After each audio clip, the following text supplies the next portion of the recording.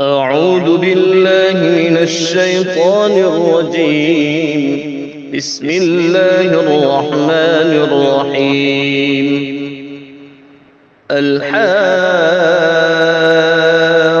الحاقة ما الحاقة وما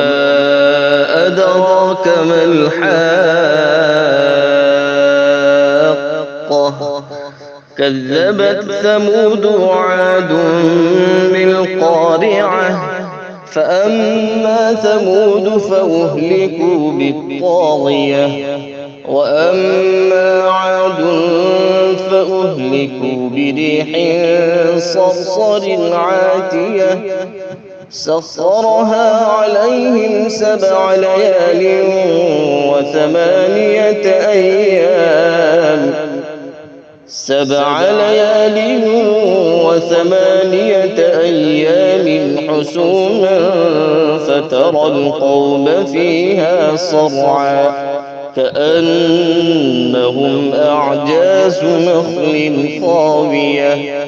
فهل ترى لهم من باقية وجاء فرعون ومن قبله والمؤتفكات بالخاطئة فعصوا رسول ربهم فأخذهم أخذة رابية إنا لما طغى الماء حملناكم في الجارية لنجعلها لكم تذكرة وتعيها أذن واعية فإذا نفخ في الصور نفخة واحدة وحملت الأرض والجبال فدكتا دكة واحدة فيومئذ وقعت الواقعة وانشقت السماء فهي يومئذ واهية والملك على أرجائها ويحمل عرش ربك فوقهم يومئذ 8 يومئذ تعرضون لا تخفى منكم خافية فأما من أوتي كتابه بيمينه فيقول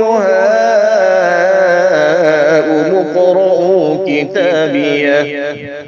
إني ظننت أني ملاق حسابيه فهو في عيشة راضية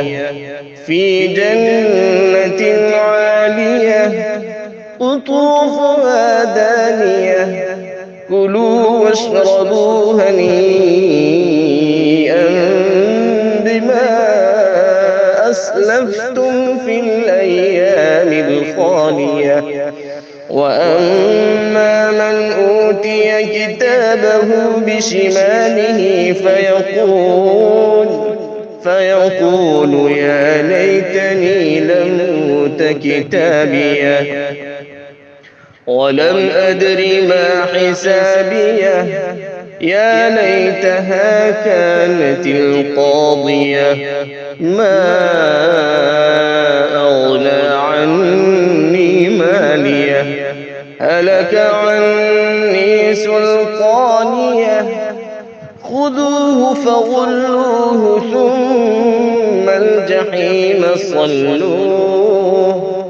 ثم في سلسلة درعها 70 ذراعا فاسلكوه إنه كان لا يؤمن بالله العظيم ولا يحض على طعام المسكين فليس له اليوم هاهنا حميم ولا طعام إلا من غسلين لا يأكله إلا الخاطئون فلا أقسم بما تبصرون وما لا تبصرون إنه لقول رسول كريم وما هو بقول شاعر قليلا ما تؤمنون ولا بقول كاهن قليلا ما تذكرون تنزيل من رب العالمين ولو تقول علينا بعض الأقاويل لأخذنا منه باليمين ثم لقطعنا منه الوتين فما منكم من أحد عنه حاجزين وإنه لتذكرة للمتقين وإنا لنعلم أن منكم مكذبين وإنه لحسرة على الكافرين وإنه لحق اليقين فسبح باسم ربك العظيم.